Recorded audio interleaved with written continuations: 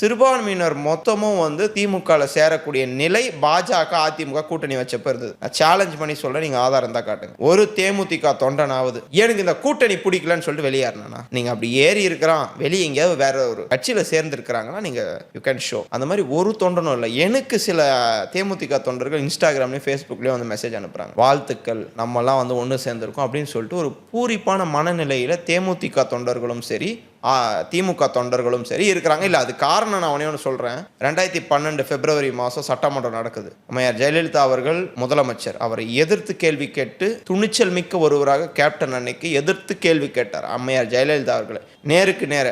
அது வந்து ஒரு பயங்கரமான துணிச்சல் மிக்கவராக கேப்டன் இருந்தார். அந்த துணிச்சலை இன்னைக்கு யார்கிட்ட பார்க்குறாங்க தேமுதிக தொண்டர்கள்னா எங்களுடைய தலைவர்கிட்ட பார்க்குறாங்க.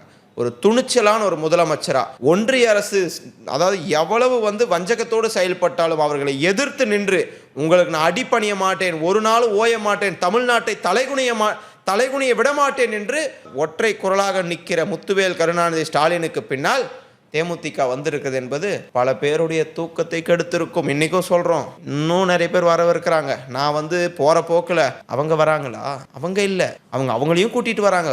ஓ அப்ப அவங்களும் வராங்களா, இல்ல அவங்களையும் கூட்டிட்டு வராங்க அப்படின்னு சொல்லிட்டு போற போக்குல பேசிட்டு போற ஜோக்கர் கிடையாது நான்.